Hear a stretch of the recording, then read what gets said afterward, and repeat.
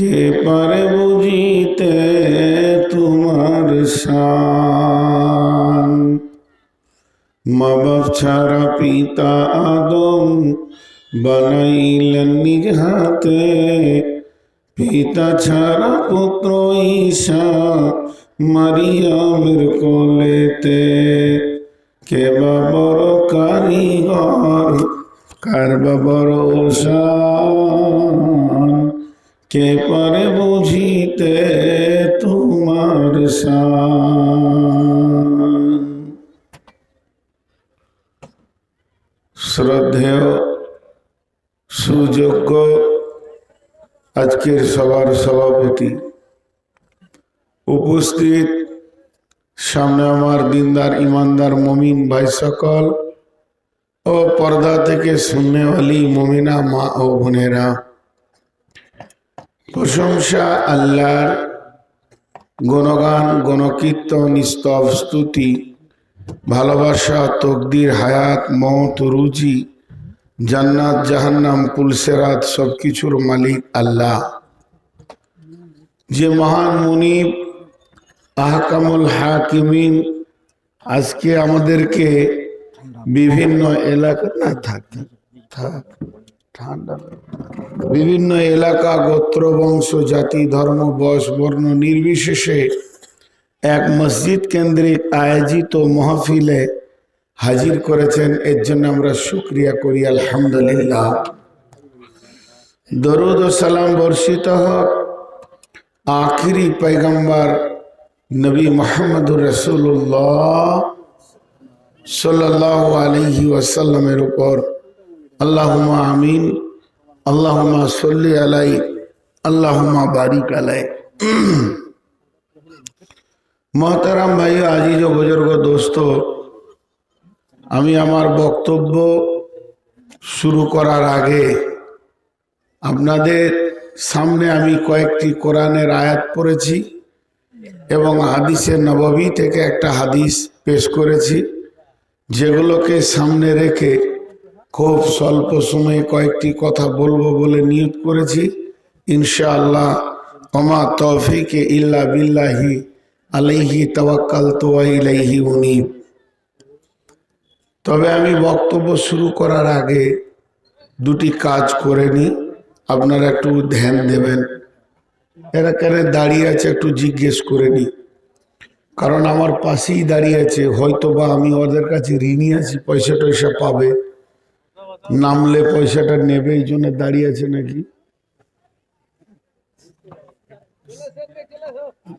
ওদিকে যাবে না, সোজা হাঁটবে, সোজা হাঁটবে, কারণ যে কটা এখানে দাঁড়িয়ে ছিল কেটে পড়েছে, একজনও বসছে না।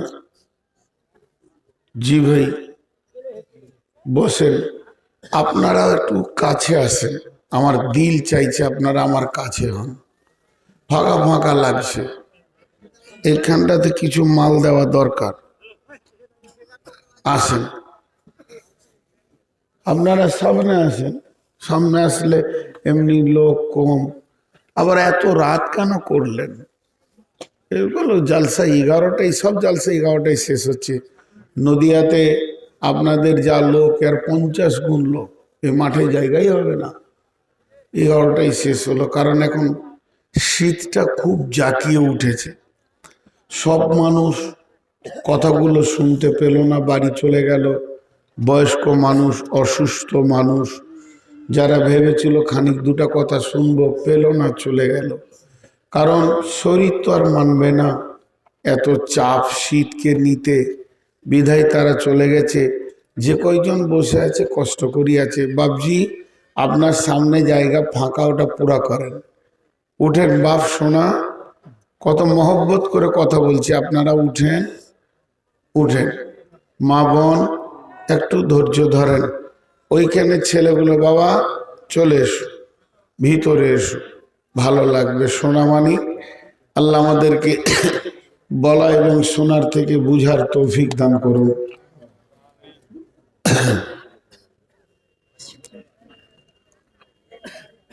জি, দান দেওয়া আর দান নেওয়া।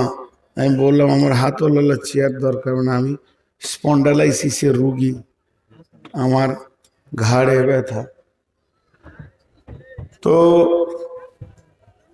আপনারা ভিতরে ঢুকে যান, ওইখানে ছেলেগুলো, বাবু চলে এসো, ভিতরে এসো।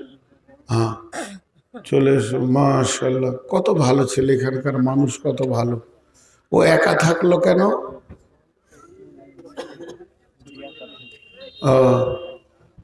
ঠিক আছে, আমরা সকলে একবার বলি আলহামদুলিল্লাহ। জি, হাসি কান্নার পালা। আজকে আমি আপনাদের সামনে যে হাদিসটা পড়েছি সেটাই হচ্ছে মেন বক্তব্যের বিষয়। মা বোনেরা ধীরে ধীরে চলে যাচ্ছে, কারণ অত্যন্ত শীত, তাদের বাড়ির লোক বাড়িতে চলে গেছে, তারা যেতে বাধ্য। আর জালসাটা হচ্ছে 20 তারিখে, মানে আমার হাতে সময় মাত্র 1 ঘন্টা আছে। তো 1 ঘন্টার মধ্যে আমি যতটুকু পারবো আপনাদেরকে দিব ইনশাআল্লাহ। কিয়ামত হবে, আমি কিয়ামতের কথা বলবো না। গতকালকে আমার বক্তব্যের বিষয় ছিল কিয়ামতের মাঠটা কি অবস্থা হবে, আর সেখানে মানুষ কিভাবে দাঁড়িয়ে থাকবে। তাদের কাছে একটার পর একটা নোটিশ পৌঁছাবে আল্লাহর কাছ থেকে, সেইগুলো কিভাবে পৌঁছাবে, আর তারা সেগুলোকে আল্লাহর কাছে এসে কিভাবে জবাবদিহি করবে। এই দৃশ্যটা গতকালকে আমার বক্তব্যের বিষয়বস্তু ছিল। ইটাহারে গ্রামটার নাম কচুয়া। আজকে আপনাদের সামনে তার পূর্বের লক্ষণ, মানে মুমূর্ষ পৃথিবীর লক্ষণটা আপনাদের সামনে তুলে ধরছি। এই যে আজকে এটা জালসা হচ্ছে, গতকালকে যখন বাঁশগুলো প্যান্ডেলগুলো টাঙা হচ্ছিল তখন ভাষাটা হচ্ছিল জালসা হবে, আর আজকে জালসা হচ্ছে। আগামীকাল কেউ যদি আপনাকে জিজ্ঞেস করেন গ্রামে জালসাটা খবর কি, বলে হয়ে গেল। 3টে আলাদা হলো, হবে, হচ্ছে, হয়ে গেল। তো কিয়ামত হচ্ছে শুরু, স্টার্ট। এখন 50,000 বছরে একটা দিন হবে, তো কিয়ামত কদিন হবে এই নিয়ে আবার মুফাসসিরিনদের মধ্যে মতান্তর এসেছে। কিয়ামত হবে 3 দিন, 7 দিন, 1 দিন। তো 1 দিনটাই বেশি মজবুত।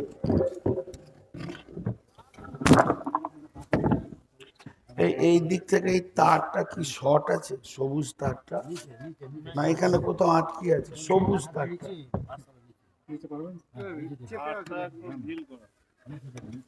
ইয়ং ছেলে কথা বুঝে কম। হ্যাঁ, আরে বাপ, এই বয়সে যদি কথা বুঝে কম তাহলে বউ, হ্যাঁ তো ডান দিকে বাঁ দিকে তাকাচ্ছ কি, তো বউ নিয়ে সংসার করবি কি করে রে বাপ? বউ হাট আনতে বললে কয়লা নিয়ে আসবি? তখন তো ছেলে মানুষ, ডান দিকে বাঁ দিকে তাকাচ্ছে। মাশাআল্লাহ, আপনাদের উপরে শুক্রিয়া। মুরব্বী মানুষ হলো খেয়াল রেখেছে যে মৌলানার পায়ে হয়তো ঠান্ডা লাগছে, তো ক্যাথাটা দিই। মোজা আমিও পরতে পারি, কিন্তু ভাই সুগার 400-র উপরে, পায়ের তলাগুলো আগুনের মতো জ্বলছে, আমি ঠান্ডা কিছু বুঝতে পারছি না। এই জন্য আমি মোজাও পরছি না। মোজা পরলে তো মনে হবে যেন মরে যাব। দোয়া করবেন আল্লাহ যেন সুস্থ করেন। তো একটা হচ্ছে কিয়ামত রানিং হচ্ছে, আর একটা হবে। এই দুটোর মধ্যে আসমান জমিন পার্থক্য আছে। কিন্তু কিয়ামত তো চলবে লম্বা, চলবে তো চলবে। একদিনও যদি হয় তো পৃথিবীর 50,000টা বছর লাগবে, তবেই কিয়ামতটা হবে। এখন যে জালসাটা হলো, আমার আগে ছিলেন মতিউর রহমান উমরি, তার আগে ছিলেন আব্দুস শাকুর, তার আগে কে ছিলেন আমি আর জানি না। এইভাবে কিন্তু এটা যখন শুরু হলো তখন বিসমিল্লাহ দিয়ে, বাচ্চা ছেলে তো হোক কেউ হোক, একটা গজল কিরাত বলেছে। তো কিয়ামতের স্তরগুলো আস্তে আস্তে বাড়বে। সূর্য যখন প্রথম উঠে সেই তাপটা থাকে না, যদিও গ্রীষ্মকাল। যখন ও আস্তে আস্তে উঠতে থাকে, ওর প্রখরতা খুব বাড়তে থাকে। তো কিয়ামত শুরু হবে ধীরে ধীরে ধীরে ধীরে। এখন বিশ্ব নবীকে নানানভাবে প্রশ্ন করা হতো, বিভ্রান্ত করা হতো, বিভ্রান্ত। যেমন একটা কথা বলি, ডিটেকটিভ, এটা ইংরেজি ভাষা। ডিটেকটিভ এটা একটা পড়াশোনা। কেউ আর্টস পড়ে, কেউ কমার্স পড়ে, কেউ সায়েন্স পড়ে, কেউ আবার ল পড়ে। ল মানে আইন, উকিল হবে। এইভাবে পড়াশোনার এমডি আছে, বিজনেস ক্লাস কেউ পড়াশোনা করে। এইভাবে পড়াশোনা, হোটেল ম্যানেজমেন্ট নিয়ে পড়াশোনা হয়। যত রকম পড়াশোনা আছে, তার মধ্যে যারা খুব মেধা ছেলে তাদেরকে ডিটেকটিভ পড়তে দেওয়া হয়। কেন দেওয়া হয়? ডিটেকটিভে যারা পড়াশোনা করে পাশ করে তারা গোয়েন্দা বিভাগে কাজ করে। গোয়েন্দা তদন্ত, গোপন থেকে গোপন তদন্তকে বের করে। তো গোয়েন্দা বিভাগে যারা কাজ করে তাদের একটা শব্দ খুব বেশি তারা ব্যবহার করে, কেন। হিন্দিতে কিউ, বাংলাতে কেন। একটা মার্ডার হলো, কেন হলো? তো আপনার নামটা কেসে দিয়ে দিয়েছে, তুমি ছিলে কেন? বলে আমি মাঠ গিয়েছিলাম। তখনই মাঠ গেলে কেন? সকালে মার্ডার হলো, তুমি বিকালে মাঠ গেলে না কেন? ওই টাইমেই গেলে কেন? বলে তখনই তো আমার জরুরি দরকার ছিল। জরুরি দরকারটা হলো কেন তখন? এই যে কেন, কেন এমন একটা জিনিস, ওর গলাতে আঙুল ভরে ভিতরের মাল বের করার মতো কাজ হয়। তো যখন ও একটা কথাকে চারবার জিজ্ঞেস করবে, উল্টা পাল্টি করে ঘুরিয়ে ওই একটাই কথা, তখন ও একবার বেফায়েস হয়ে একটা কথা বলে দেবে, ওর উপরে কেসকে জমাবে। এটা হচ্ছে ডিটেকটিভের কাজ। আর এই কাজগুলো বেশিরভাগ বেঈমানরা করে, ইমানদাররা করে না। তো রাসূলুল্লাহ সাল্লাল্লাহু আলাইহি সাল্লামকে বড় বড় আলিমরা, আলিম সাধারণ পাবলিক লয় এত বেশি প্রশ্ন করতো, ডান দিকে বাঁ দিকে উত্তর দিকে দক্ষিণ দিকে উল্টা পাল্টি এটা সেটা ওইটা, যাতে করে ওর মুখ থেকে বেরিয়ে যায় আর ছাড়ো তো বকিও না, বলবে তাহলে নবী নয়, এ নবী নয়। ক্লান্ত হয়ে গেল, এ নবী নয়, প্রশ্নের উত্তর দিতে পারল না। এটা কোরআন বলেছে এইভাবে প্রশ্ন করত। এখন আপনার একটা প্রশ্ন থাকবে, তিনি এখন নতুন রসুল বা নতুন নবী, এখন তো কোরআনই নাজিল হলো না সম্পূর্ণ, হাদিসই হলো না, তা আলেম পাওয়া গেল কোথা? জি, আলেম পৃথিবীর শুরু থেকেই আছে। কেন? যে সেই জামানার যে কিতাবগুলো ছিল, তৌরাত ইনজিল জবুর, সেই আলেম ছিল। এটা বুখারীর হাদিস, যা আল হিবর ফাসালা রাসূলুল্লাহ সাল্লাল্লাহু আলাইহি ওয়াসাল্লাম। একজন হিব্র, হিব্র বলতে পাদরি, নাসারাদের আলিম, খ্রিস্টানদের আলিম, আল্লাহর নবীর কাছে এসে ফাসালা প্রশ্ন করলেন। প্রশ্নতে সে কি বলছেন? ইয়া মুহাম্মদ, হে নবী মুহাম্মদ, তুমি নিজেকে নবী বলে দাবি করছো, হাল তাদিনি কাদরুল্লাহ, তুমি যে এত বড় নিজেকে পণ্ডিত বলছো, আখিরি পয়গম্বর বলছো, তো একটিবার বলো তুমি কি আল্লাহর ক্ষমতা সম্পর্কে কিছু জানো? জিজ্ঞেস করছে রসুলকে। উনি তখন তো জওয়ান। বিশ্বনবী শুরু করলেন বলতে, সূরা জুমারের আয়াতগুলো পড়তে শুরু করলেন। বিসমিল্লাহির রহমানির রহিম, ওমা কদরুল্লাহ হাক্কা কদরিহি ওয়াল আরদু জামিআন কবজাতুহু ইয়াওমাল কিয়ামাতি ওয়াস সামাওয়াতু মুতবিয়াতুন বিয়ামিনিহি সুবহানাহু ওয়া তাআলা আম্মা ইউশরিকুন ওয়া নুফিকা ফিস সূরি ফাসাইকা মান ফিস সামাওয়াতি ওয়া মান ফিল আরদি ইল্লা মান শাআল্লাহু সুম্মা নুফিকা ফীহি উখরা ফাইযা হুম কিয়ামুন ইয়ানজুরুন। এই আয়াতগুলো যখন পরপর পড়তে শুরু করেছে তখন ওর চোখ চরক কাজ, কি বলছে রে? হ্যাঁ, আমরা বুড়িয়ে গেলাম, এই ক্ষমতার ব্যাপারটা জানাই ছিল না, আর এই কি বলছে? একটা জোয়ান ছেলে আল্লাহর ক্ষমতা সম্পর্কে এত কথা জানে? তো অবাক হয়ে গেল। কিন্তু ও গাধার হুঁশ ছিল না, যেটা পাইপ হতে পারে কিন্তু কানেক্ট আছে মহাসমুদ্রের সঙ্গে, এ পানি শেষ হবে না। নবী মুহাম্মদ 40-42 বছরের যুবক হতে পারে, কিন্তু এর কানেক্ট আছে স্বয়ং আল্লাহর সঙ্গে। এ গাধার সে হুঁশ ছিল না, তো অবাক হয়ে গেল। তো বন্ধু, আবার একটা প্রশ্ন, ওয়ায়াকুলুনা মাতা হাযাল ওয়া'দু ইন কুনতুম সাদিকিন। নবীজি আপনাকে বলছে, এই সাবধান, কিয়ামত হবে।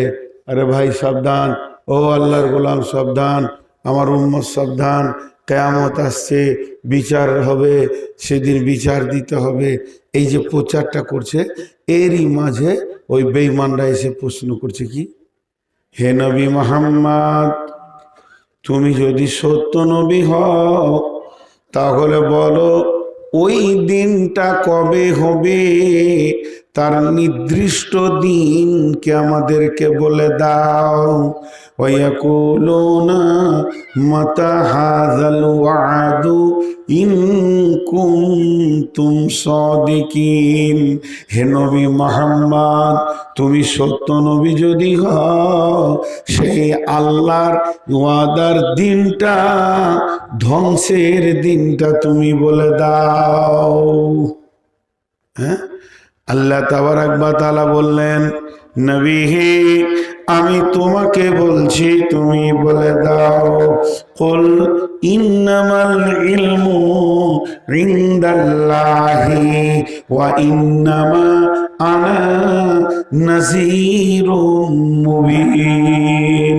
সেই কিয়ামত কখন হবে, কটায় ঘটবে, কটায় পৃথিবী ধ্বংস শুরু হবে, এ ব্যাপারে সমস্ত জ্ঞান যিনি রাখেন তিনি আমার আল্লাহ। আর আমি এসেছি শুধুমাত্র তোমাদেরকে ভয় দেখাতে। আমার রব বলেছেন, ভয় দেখিয়ে দাও, তোমার ডিউটি শেষ হয়ে যাবে। তবে ওই দিনটা কখন হবে আর কিভাবে হবে সেটা আমার রব জানে, পৃথিবীর কাউকে জানেনি, আর এ ব্যাপারটা কেউই জানে না।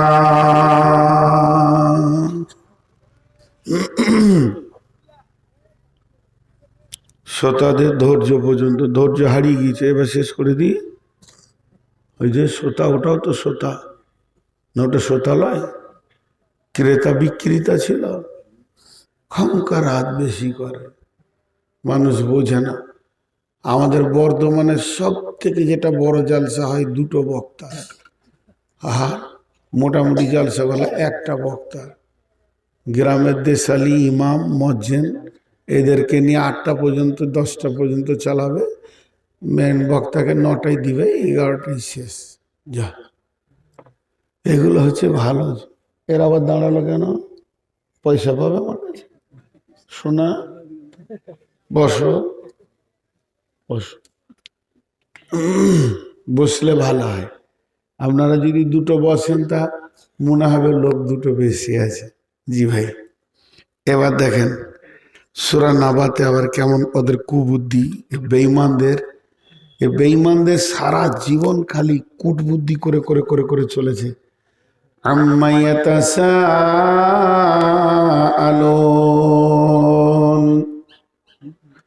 আল্লাহ তার নবীকে জিজ্ঞাসা করছেন, নবী হে, কোন জিনিসের বারে, কোন বিষয়ের ব্যাপারে তোমাকে প্রশ্ন করা হচ্ছে?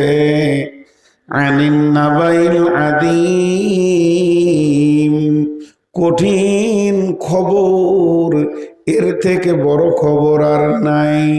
একটু আগে মৌলানা বললেন ফিলিস্তিনের কথা, বিশ্ব মানবকে দোয়া করার দরকার।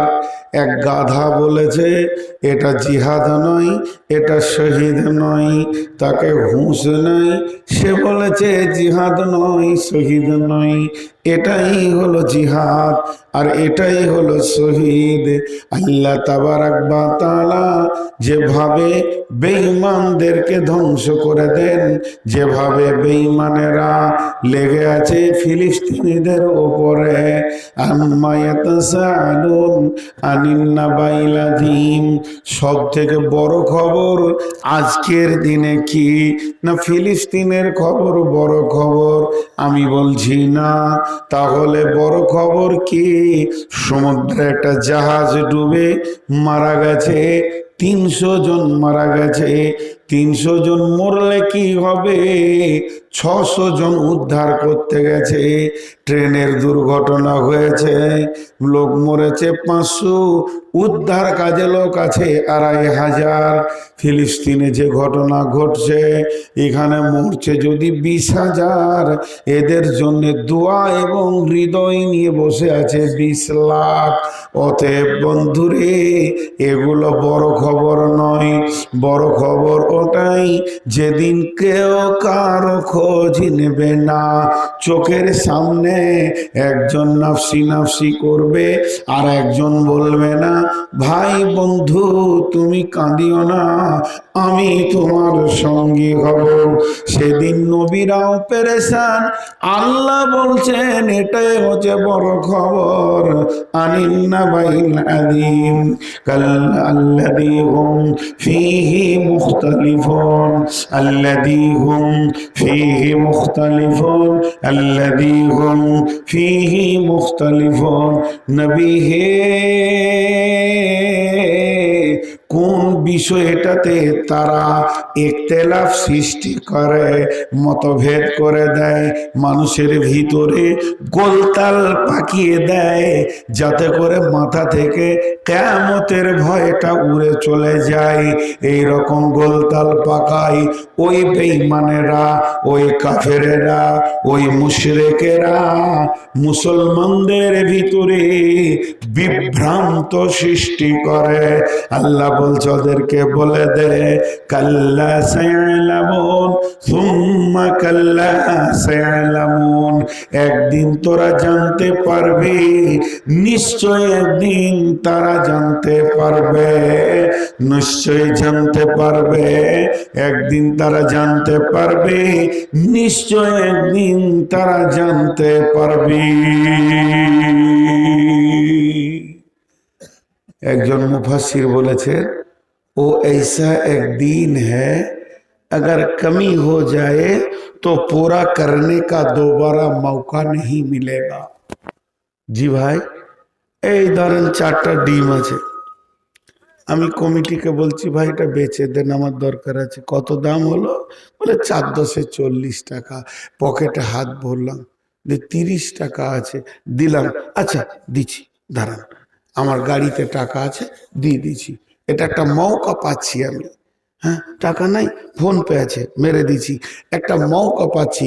কিন্তু কিয়ামতের মাঠে যদি তিল পরিমাণ কম হয়ে যায় নেকি, তো মৌকা পাওয়া যাবে না।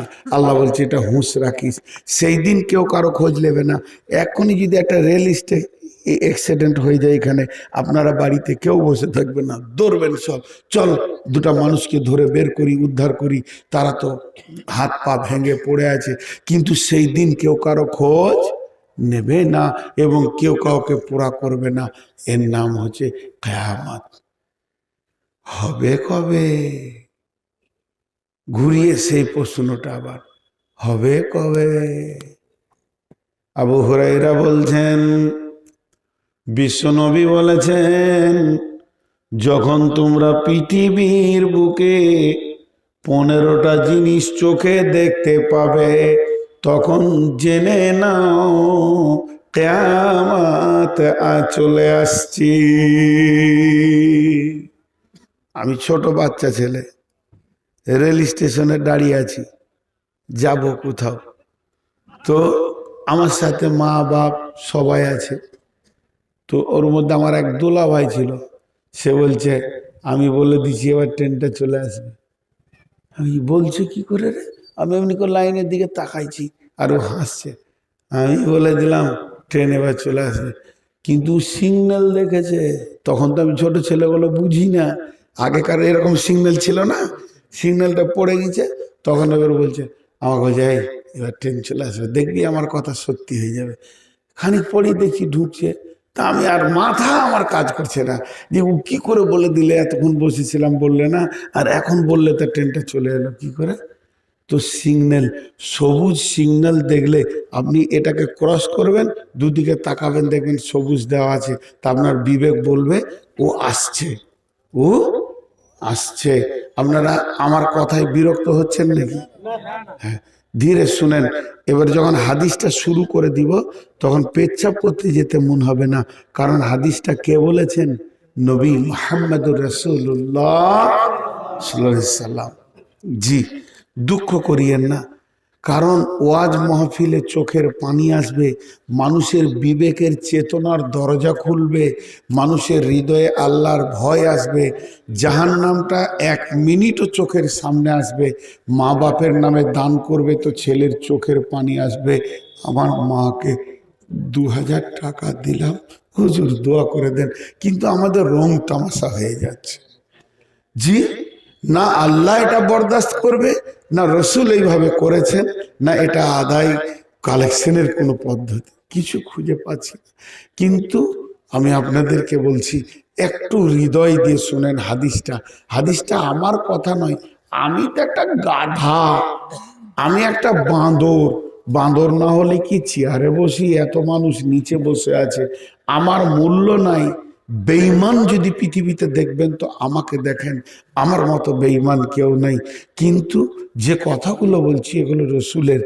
তো আপনারা যে কোটা লোক আল্লাহওয়ালা ইমানদার বসে আছেন, শুধু আল্লাহ এবং রসুলকে ভালোবাসেন বলি বসে আছেন। এখন যদি আমি আর আমার বিবির গল্প ধরে নিতে, সব পালিয়ে যাবে, বলে তুই থাক আর তোর বউ থাকুক, আমরা যাই। কিন্তু আল্লাহ এবং রসুলের কথা হচ্ছে, তো মুখতালিফ ইখতালিফ করছেন, ভয় দেখাচ্ছেন।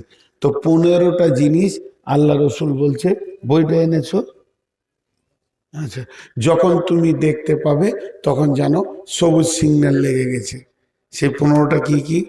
ইযা তুকিজাল ফাইয়্যিদু বালান ওয়াল আমানাতু মাগনামান ওয়াজ যাকাতু মাগরামান তুআল্লিমাল গায়রি দিন আতার রাসূলু ইমরাতাহু আকাউমাহু আদনা সাদিকাহু আকসাবাহু জাহারাতিল আসওয়াতু ফিল মাসাজিদি সাদাল কাবিলাতা ফাসিকুহুম জামিমুল কওমি আরদুলুহুম ওয়া উকরিমার রাজুলু মাখাফাতা শাররিহি জাহারাতিল কায়নাতু ওয়াল মা'দিফু সুরিবাতিল খুমুরু লিবাসুল হারিরি লানা হাদিহিল উম্মাতু আউয়ালুহা। মাইকম্যান জেগে আছে না ঘুমিয়ে গেছে? শোনা মাইকম্যান জেগে আছে, ওইখানে একটু বক্সের সাউন্ড দিতে বলো, আমার গলা বসে আছে তো, বক্সের সাউন্ড দিতে বলো। জি, খুব জোরে উঠাইও না, ফের ভয় খেয়ে যাবে। ঠিকই আছে, এটা মানুষ বোঝে না। আমরা তো বক্তা মানুষ, শরীর যেন সবসময় টাল খায়, কোনো কোনো জালসায় গিয়ে ঘুমিয়ে যায়, এবারে উঠাইতে যে যাই, মানে না উঠেন, হ্যাঁ হ্যাঁ আমি তো স্বপ্নে বাড়িতে আছি, আর ও এমন করে উঠাইছে যে 2 মিনিট খালি কোথায় আছে, এটা সিস্টেম নেই। আল্লাহ রসুল বলছে ঘুমন্ত মানুষকে উঠানোর নিয়ম ওর মাথায় হাত দিয়ে নাড়ো, ওর মাথা তেমনি এমনি করো, ও যখন জেগে যাবে তখন ধুমকাও। অনেক মাদ্রাসাতে আছে ফজরের আজান হয়, ছেলেরা ঘুমিয়ে থাকে, লাঠি করে মারে, খবরদার না, আগে ওকে জাগাও, ওঠ রে ওঠ রে, এই মিজানুর ওঠ। ও যখন উঠে বসবে, এই যাবি তুই, নাহলে মারবো, তারপরে মারেন। ঘুমের অবস্থায় মেরে দিলে আর একটা ঘটনা ঘটে যেতে পারে। কথাটা ঠিক বললাম না বল? হ্যাঁ, তো যদিও মাইগ্রেন, তো একটু এর 15টা কি কি, যদি 15টার ব্যাখ্যা শুরু করে দিই, এক একটাকে যদি আধ ঘন্টা করে করি তাহলে 7.5 ঘন্টা লাগবে, আর যদি 15 মিনিট করে করি 3.5 ঘন্টা লাগবে। আমি খালি গুনিয়ে দেবো। আল্লাহ রসুল বলছেন যখন জনসাধারণের মাল নেতারা লুটে খাবে, আমানতের খিয়ানতি চলবে, জাকাতকে জরিমানা মনে করবে, কোরআনের শিক্ষা বাদ দিয়ে জেনারেল শিক্ষার পেছনে ছেলেদেরকে নিয়ে গার্জেনরা দৌড়বে, মাকে ধুমকে কথা বলবে, বা বন্ধুকে আপন নিকট আত্মীয় বানাবে, বাপকে ঝিড়কে কথা বলবে, মসজিদে জোরে জোরে গল্প করবে, এবং গায়ের নেতা হবে লম্পট লুটেরা চোর ডাকাত চরিত্রহীন লুচ্চা। এরা বিচার করবে, মানুষকে মানুষ সম্মান করবে তার মারের ভয়ে, ডিগ্রির কোনো মূল্য থাকবে না, ঘরে ঘরে গান বাজনা বেড়ে যাবে, আমার উম্মত সে নাম করবে আমি নবী মুহাম্মদের উম্মত, তার হাতে মদের বোতল থাকবে, রেশমের পোশাক পরবে, এবং এই দুনিয়া রেশমের পোশাক পরবে, আর মানুষ মানুষকে সম্মান করবে তার মারের ভয়ে। আর কি করবে? লানা হাদিহিল উম্মাত আউয়ালুহা, এই জামানার উম্মত আগেকার উম্মতকে লানত দেবে। দেখেন 15টা বলে দিলাম, এগুলো চলছে কি চলছে না? জি, লানা হাদিহিল উম্মাত আউয়ালুহা মানে বুঝেন কিছু? একটা কথা বলেন, আগেকার যুগের লোক সাদা সিধে বোকা, সাদা বোকা ছিল, এখনকার ছেলেরা খুব চালাক, তাই না ভাই? একবার হ্যাঁ না বলেন। তাই যদি হলো তো নবীগুলো তো আগেই ছিল, তাহলে ওরা বোকার দলই পড়লো। হযরত আদম আলাইহিস সালাম থেকে নিয়ে শেষ নবী পর্যন্ত ওটা বোকার দলে পড়লো, আর এই মাতাল কটা চালাকে পড়লো। এইটাই আল্লাহ রসুল বলছে, ওরা এত গুনাহ করবে তারপরে আমাদের উপর আবার লানত করবে যে ওরা বুদ্ধি কম ছিল, বরং বিচক্ষণ ছিল আগেকার লোক। इस जमाना के लोग झूठ को आयब हुनर समझते हैं और साच को आयब समझते हैं। আপনি এখানে বসে আছেন, দুটো ছেলে লড়ালড়ি করছে ওখানে, তার মধ্যে একটা ছেলে দোষ আর একজনের দোষ নাই, আর আমি এসেছি লাঠি হাতে করে, এই ঝামেলা করছিস কেন তুই? কিন্তু যে ছেলেটার দোষ সে তখন বলছে ওই আগে ওকে মেরেছে, জি আমি এখানে বসেছিলাম ও এসে আমাকে লাত মেরে দিলে। এমন করে বললে যার দোষ ও আবার 2 লাঠি খেবে। আপনি বলছেন ছেলেটা চালাক কত রে, আসলে চালাক নয়, ওই হলো বোকা। মিথ্যা কথা যে বলে সে কোনোদিন চালাক হতে পারে না, সে বোকা হয়। সাহাবীরা সত্য কথা বলতেন, সাজা নিয়ে নিতেন, ও হলো চালাক। এই যে যতগুলো লোক আপনারা বসে আছেন, আপনাদেরকে ওই যে ছেলেটা দাঁড়িয়ে আছে ও বোকা ভাবছে, ও ভাবছে যে বোকা কটা বসে আছে, আমি চালাক দাঁড়িয়ে আছি, আমি কেন বসবো? ও সামাজিক ভাবছে নাকি?